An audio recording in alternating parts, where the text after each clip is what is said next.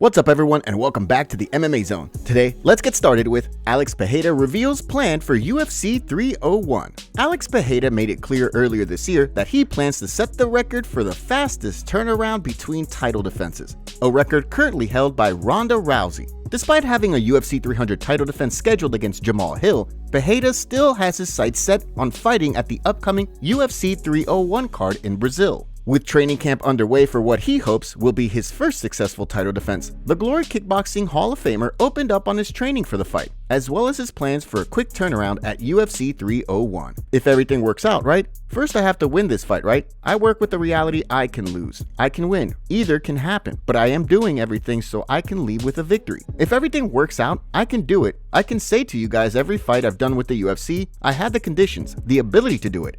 If I had to fight with any other opponent, I would do the trainings I've been doing. I'm doing a lot of grappling training. A lot of people think I don't because I don't post a lot, but I'm training well, and I'm prioritizing that part.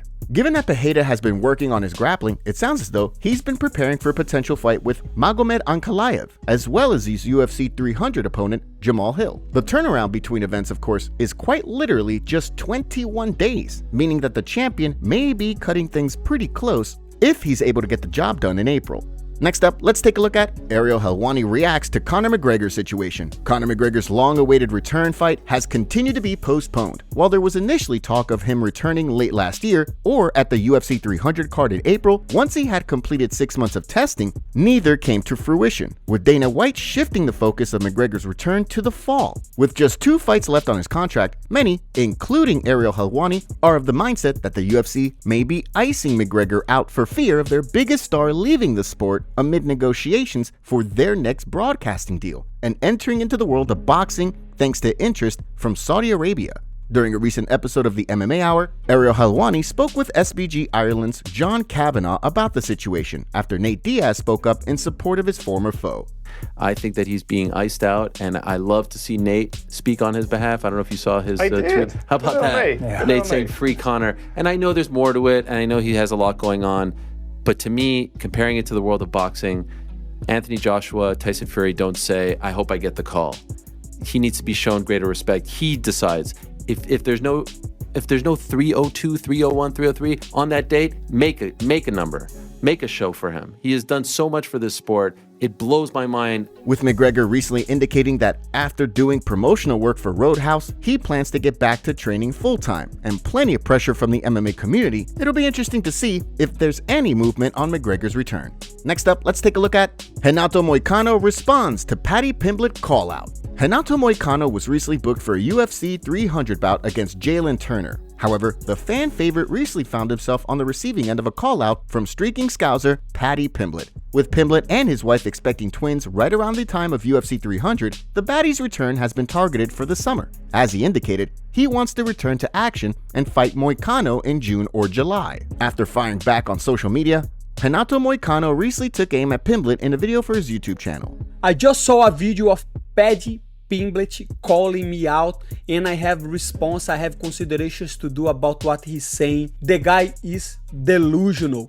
He think he call the shots just because UFC protects him, and he was saying that he can't fight on UFC 301 because he have kids on the way, and I'm not gonna shit on that, but I know why you don't go to Brazil, and it's not because of your family. It's because you just want to fight in places that you can control. So that's why you're trying to fight in London. You know UFC is trying to protect you from the real fights.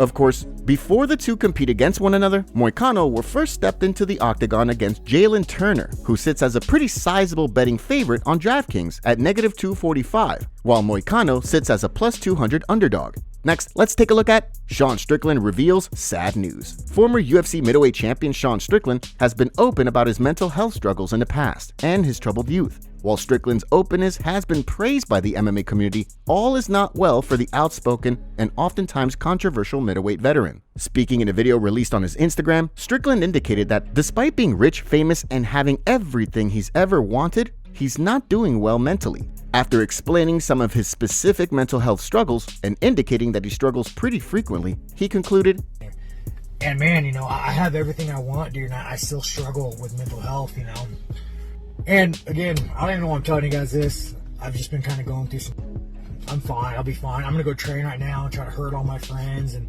all the demons will go away.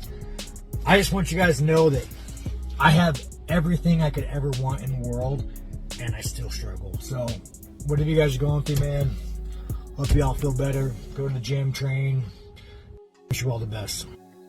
He also notably wrote in the caption of the video on Instagram, "I'm always fighting the demons. Sometimes I win, sometimes I lose. I lost last week. Anyways, I understand a lot of my fans are very similar to me. Just wanted to share this and remind you, you're not alone." The video sparked a number of reactions from the MMA community, with many throwing their support behind Strickland, given that it's clear he's going through a tough time. So far, there's been no word as to when the former champion will return to action. However, it sounds as though he's still holding out hope for a rematch with Dricus du Plessis. Now, let's shift gears and take a look at Islam Makhachev called out for avoiding fights. While Charles Oliveira and Arman Tsarukyan are preparing for what's expected to be a title eliminator at UFC 300, and Justin Gaethje is looking to stake his own claim to a title shot in his BMF title fight with Max Holloway, Islam Makhachev has indicated that he wants to stay active and defend the title in June. Given that he wants to fight in June, and the aforementioned lightweights will all have just fought in April, Makhachev has called for a fight against Dustin the Diamond Poirier after his win over Benoit Saint-Denis at UFC 299. During a recent episode of Morning Combat, Arman Tsarukyan took aim at the champion, calling him out for avoiding him.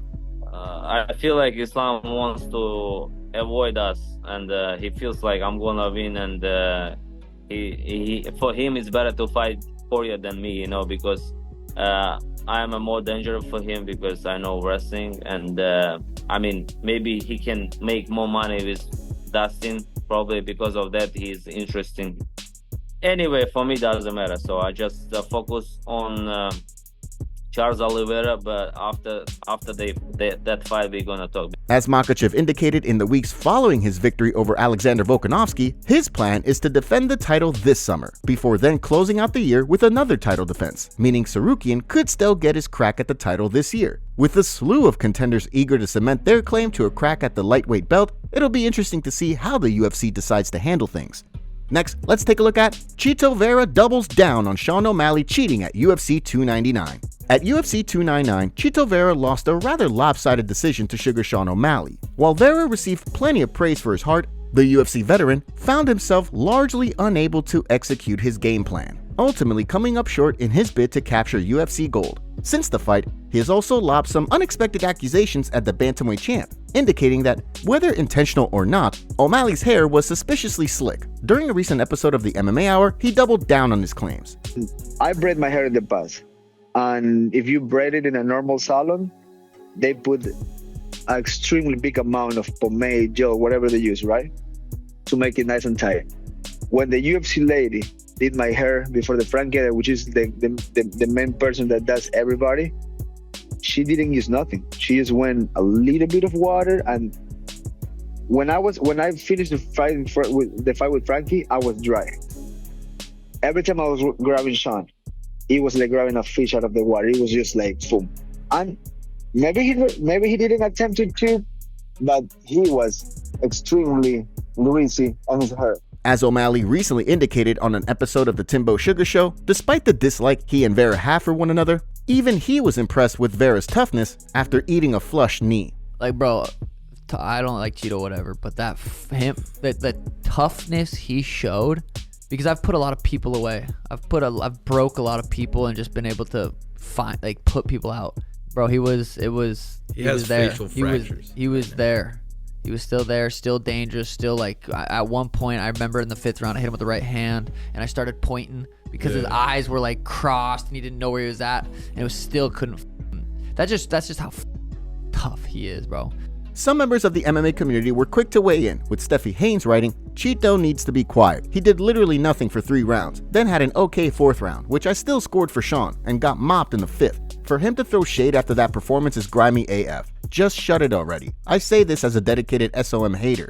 As one fan wrote, "This isn't winning him anything with the UFC fans. Anyone who watched the fight saw a complete domination by O'Malley for 24-57. Another added, "It gets really old when after every fight, every fighter says, 'I'm not making excuses,' and then proceeds to make excuses. Chito wasn't even close to active enough to even make it a close fight. He got dominated. Just accept the loss and move on." With Vera's sights still set on UFC gold, only time will tell whether they have a chance to run things back in the future. However, from the sounds of things, O'Malley has little interest in doing so.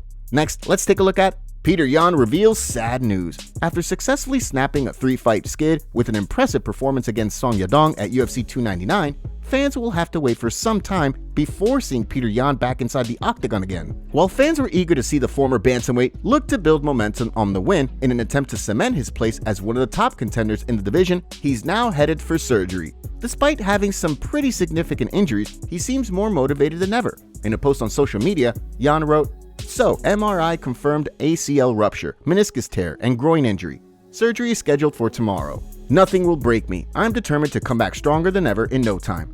The ACL and meniscus injuries appear to be the injury referenced by Alexander Volkanovski on social media during Yan's bout with Song Yadong.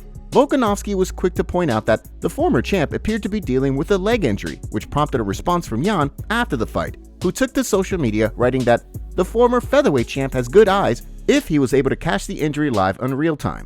With a lengthy recovery on the horizon, it's unclear whether Yan will be able to return before the end of the year. Sean Strickland sends a warning to UFC after he didn't receive any news on his rematch with Dricus du Plessis. Sean wants his rematch and claims the UFC doesn't speak to him unless it's to tell him to shut up. Here's what Strickland had to say. You know, man, I don't really talk to UFC much. All the UFC tells me to shut up. But you guys, let me tell you something about the UFC. I deserve that rematch. And if they don't give me that rematch, they're just not one of us. If they don't give me that rematch, understand it's for one reason and one reason alone. They want me to shut the up. So we'll all know what will happen. We'll find out. Dana White gets exposed for faking pay-per-view numbers. Former UFC fighter and legend Rampage Jackson revealed on a recent podcast that UFC actually faked his pay-per-view numbers to make the company seem bigger than it was. Here's what Rampage had to say. One thing that pissed me off about Dana, I'm gonna do something that I just told you not to do. But right now, I don't give a you know what I'm saying? My career is pretty much, I fight for myself now. Right. One thing I was upset about, Dana, is that my contract, if I sold over 1 million pay-per-view buys, my pay-per-view numbers jumped up like dramatically, right? And that fight between me and Rashad Evans, I broke that threshold. And he told me, like, no, you did like 900 and something, right up on 1 million. But then in the press, he promoted like he told everybody we sold over 1 million buys. And I hit him up like, pay me what the you told the fans. He said, no, I'm just telling them that that's part of promotion. Top comments. Go do what you're told. Gary wants to be McGregor so bad. Bo fighting someone that was on the brink of being kicked from the UFC, then fight on the main card for 300 is why Bo is just a can smasher and shouldn't be in the main card. Sean literally mentioned that he was down to fight Merab as well. These people don't actually watch MMA. 4 fights in 8 years and McGregor is the biggest draw? Dana is the dirtiest promoter. I'm so sick of Dana. He single-handedly makes me not want to support the UFC. Make sure to leave a comment and you might get featured in our next video. Thanks for watching. If you enjoyed, make sure to subscribe and turn on notifications to never miss any MMA news. Check out our video from yesterday if you missed it. See you tomorrow.